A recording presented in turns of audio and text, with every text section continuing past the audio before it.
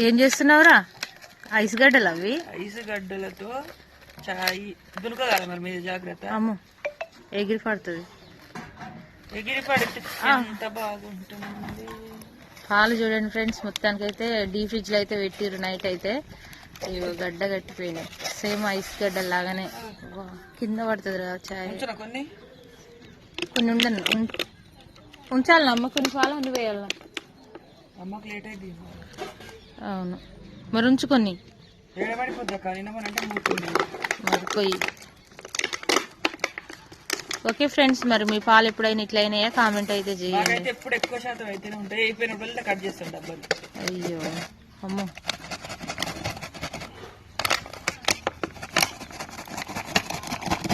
రావట్లేదారా? ఇట్లా కట్ చేస్తున్నావు మళ్ళా.